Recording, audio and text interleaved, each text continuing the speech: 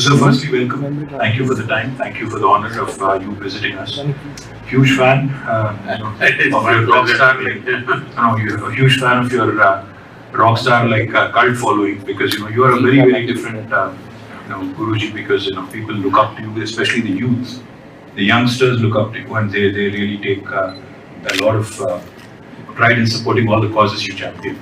So, but let me quickly introduce you to my state, sir, Telangana. Telangana, as you know, is the youngest state in India. In fact, it was formed almost 8 years ago, in 2014, June 2nd. And the subject that is close to your heart is also very close to our Honorable Chief Minister's heart. In fact, he is a very passionate environmentalist. And he's somebody who really takes a lot of pride in all the causes that you espouse, in fact.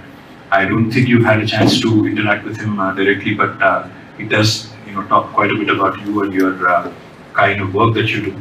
So one of the things we have done, which we take a lot of pride, is a program called Haritaharam. Now, Haritaharam is the third largest effort in human history, where government of Telangana has taken it upon itself to plant nearly 230 crore saplings, almost 2.3 billion saplings. And so what we've also done to ensure the survival, because plantation by itself is not enough, planting by itself is not enough.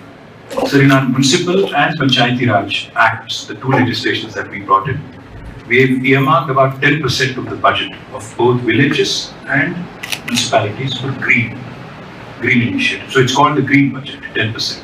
And the second thing we have done, sir, I think, which has brought in a lot of accountability, a lot of responsibility on the public representatives, is that if we do not ensure, if the concerned Sikh Panchayat Sarpanch or the local ward councillor does not ensure 85% of survival of the saplings that have been planted, he can be fired. His job can be removed from his job. He is an elected representative. Yes, but as per legislation, the elected representative has certain roles and responsibilities, and if he doesn't fulfill it, there is every reason why he should be removed. And we wanted to ensure that this green initiative is taken seriously. As a result, sir, you would be very happy to learn that Forest Survey of India, they have recently issued a report, and 7.7% increase in Telangana's green cover. It has not happened. Fantastic. So it has not happened in the past, and we are very proud of it. That's the first thing, sir. The second thing I'll tell you, sir, which again could be of interest to you, I'm sure it is of interest to you. The Telangana is a land of lakes and tanks. In fact, we are a very undulating state in terms of topography. So, sir, we have 46,000 lakes and tanks. Our Honorable Chief Minister, because of the way it is, Telangana's land is, and the topography is, the rivers two lifelines, River Krishna and Godavari, they flow at a much lower level than the land terrain. Now, what has happened is, of course, we have conceptualized and built large lift irrigation projects, including the world's largest lift irrigation project called Kaleshwaram, which has been completed in Telangana in a matter of 4 years, which is a record of sorts. But most importantly, when we go to Minnesota, they tell you very proudly that they're a land of 10,000 lakes. So, but we are a state which has got 46,000 tanks and lakes. So, our Honorable Chief Minister launched a program called as Mission Kakatiya, because during the Kakatiya kings, they had actually, that's when it was done. Yes, there had actually been a lot of tanks and lakes. So, under this program, we've revived, strengthened, and rejuvenated nearly 50% of the tanks, spending almost 22,000 crores rupees. Now, what this has done is, in a district like mine, for example, Sirsila, which is where I represent from, groundwater has come up by about 6 meters. And as a result, this water conservation effort of Telangana government has become a lesson for the IAS trainees in Lal Bahadur Shastri Academy in Mussoorie. The water conservation in my district has become a interesting concept for them to learn, understand, and study. So, sir, we've done some things. Of course, there's a lot to be done. We've been also consciously trying to improve the soil health. In fact, our Chief Minister talks about soil health cards and how we need to reduce the usage of fertilizers and pesticides and ensure that soil is conserved and preserved. And more importantly, he also talks about intercropping and ensuring that we actually give soil room enough to breathe. So these are broadly some things I wanted to mention, but I would love to hear from you on your efforts for the last 30 years. Thank you once again. That's wonderful to hear, particularly the tree plantations, and similar efforts have been done in Tamil Nadu, just privately, not even involving the governments actually. because we unleashed a large people's movement in Tamil Nadu where millions of people participated.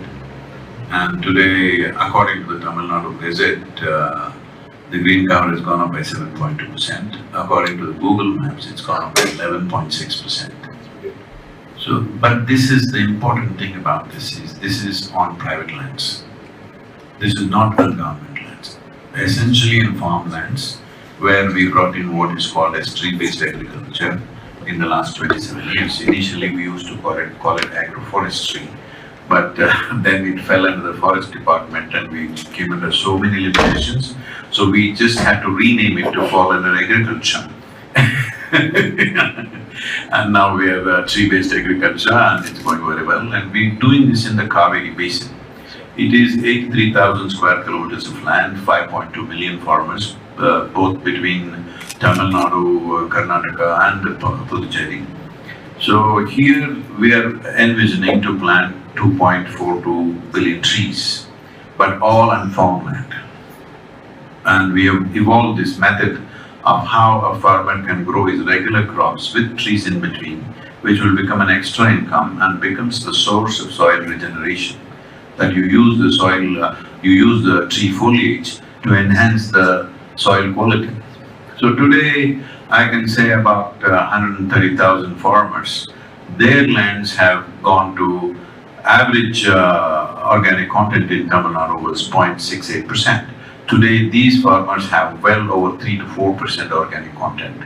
Water tables have come up. The incredible thing is, I know you were saying as a very large example, I always believed at least 50 to 100 acres minimum you must plant to get this water table up. But to our incredible surprise, 5 acres if you plant, water table comes up. This is the incredible nature of that southern plateau, that 5 acres, I see water tables have come up significantly and it stays there. So right now this movement, Save Soil movement worldwide, is because not a single nation in the world has the 3% minimum average organic content that is necessary to keep the soil organisms alive for future generations. On an average, 27,000 species of organisms are dying or going extinct per year. At this rate, whatever we may be doing in individual land areas will not work because the soil organisms or microorganisms are a global phenomenon. They function as one big life phenomenon. So without the support of all around, just one place we are doing it well, it is good, but still it doesn't really work like that. It doesn't really solve the problem for future generations. And anyway, one part of the world is far more fertile than the rest of the world. Whoever has the big guns on that day, they will come and take it anyway. It will happen. Once there are food shortages, people will come and take each other's land. In the last 50 years, in the last 50 years, 30 wars have happened in Africa, out of which 27 wars are for fertile lands. They fought mainly to take each other's fertile lands. It's not the end of the world, but it's going to be extremely painful. And because of this 27,000 species lost per year, right now if you attempt regenerating the soil on the planet with the right kind of policies across the world, in 10 to 15 years' time, we can make a significant turnaround. But if you allow this to go beyond 30 to 40 years, after that if we try to regenerate, it is said it'll take 150 to 200 years. So this will be an incredibly painful phase for humanity, and nearly a quarter or a third of the population may die because of these things. More than that, the chaos that will happen when there are food shortages, civilizations will collapse. They're expecting dozens of civil wars by 2035. And famines will not… famine means people think it'll happen in Africa or somewhere else. No. They're saying Illinois will have a famine by 2035. So, this is where we are going, because average organic content in the world has come down significantly. In India, average is 0.68%, which is very, very low. This is one of the most fertile lands. Godavari, Kaveri, Ganga has yielded, it has bred a whole civilizations. But today we have brought it to this place. So what we are striving for is that everywhere in the world, as there are urban laws in a city, see, if you have 10,000 square feet of land here, You cannot build a 10,000 square feet building. There is some law, 6,000–7,000 you have to build and leave some space. But if you have 100 acres of land, you can plow every inch of the land. If you want, you can turn it into a desert in the next 10–20 years' time. There is no law. So we are trying to bring a law, incentive-based law, that if you own agricultural land, it's your responsibility to have minimum of 3% organic content. So for this, initially it takes incentives. Then once they reach that 3%, there is a carbon sequestration that's happening because of that, so we must crack the carbon market. The next thing is, suppose, let's say a fruit or a vegetable, let's say an apple. This comes from 1% organic content, means what micronutrients it has. 3% means what it has. Everybody knows this, there is enough science about it. So with that much extra micronutrients, what are the health benefits you get? What are the preventive health benefits you get? What are the benefits in terms of less stress in the healthcare system? What are the benefits in terms of number of man-days not being lost? Or, a population which is more healthy, naturally is more productive and more creative. All these benefits are there. Suppose it's 6% organic content, it will sit on a higher shelf in the marketplace. So the farmer should get 3 levels of incentives. One directly from the administrations, next from the carbon market, next from the marketplace. If we don't do this now and enhance farmers' income, because we have made some kind of a survey in the country where right now 62% of the population is in farming. Not even 2% of the farmers want their children to become farmers. This is one thing is the lack of income, it's not lucrative enough to stay there. Another thing is this compulsory education. Boys and girls who don't go on the field early on, after 18, they don't even have a physique to go and survive on the land, To do something hard work on the land is not possible because they have spent 18 years in school, or till they're 18 they're in school. So this needs to be looked at also. But the most important thing is a farmer should earn as much as a doctor, engineer, lawyer, whatever drives people into the urban centers. They must earn at least that much. Only then we will have farmers in the next 30 years. Otherwise, we will be in a serious peril of not having enough people who know how to farm. My experience of things is, even people who have done MSc in agriculture cannot grow a single crop. Farmer has an intrinsic knowledge about how to do this, which we are ignoring as not valuable, but we will know the value when there are food shortages. So this is, I'm doing a 100-day journey from London to Kaveri, which is about 30,000 kilometers. I've already completed 25 nations. I'm in Dubai right now. Tonight I'm going back and continuing the journey. So going to Muscat, and from there I'm taking, along with my motorcycle, taking a small boat to Gujarat, and from there I'm riding all the way. I will be coming to Hyderabad. We look forward to your We'll welcome you, of course. I will give you a policy document, please examine that before that. This is a simple guideline document that farmers should benefit, and it should be incentivized in such a way that he will naturally want to raise the organic content. You mentioned reduction of fertilizer and pesticide. See, these are issues, but if you attempt it that way, right now I've spoken to the European Common Agricultural Policy people. See, they are talking about a very complex approach. It is very well thought out, well intentioned, I admire that. But what we need to understand is, when it comes to implementation, you will not have scientists or academics implementing it. It's the farmer who implements it. It has to be simply one point, easy to implement policy. If you have 10 things to address, for example, people are saying reduce fertilizer. I have been in agriculture myself. See, if that is your field, this is my field.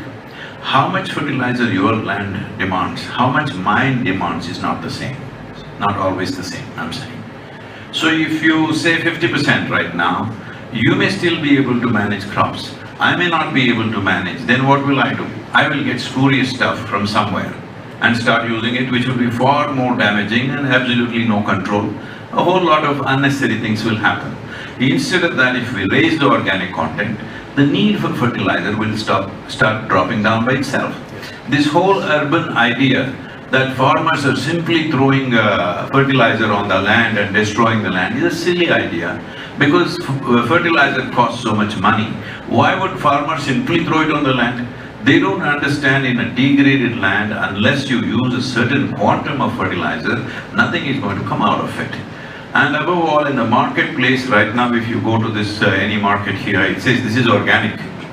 If this fruit is organic, what is the other fruit? Is it inorganic? This is all a marketing stunt.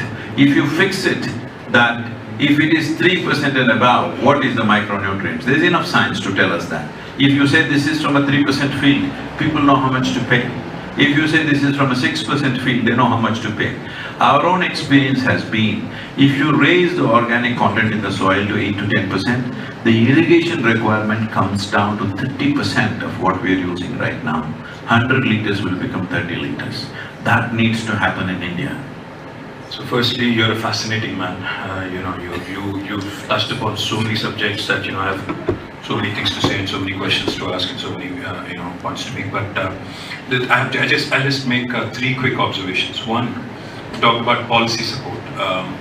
If you could possibly point out if there are any precedents in the world where somebody has done something which you believe is worth emulation, I think that would be a great start for us. That's the first thing I'd ask. The second thing, sir, I think every Prime Minister, every Chief Minister, dreams of doubling farmers' income. Including our Prime Minister, who talked about doubling farmers' income back in 2015. Of course, for a variety of reasons, that has not translated. But the fact is, if you make agriculture remunerative, if you make it like you were pointing out, 2% of the farmers actually want their progeny, their kids actually to continue in the same line of activity. That's primarily because it's not remunerative, it's not lucrative, it's not attractive enough, for them to want their children also to do the same.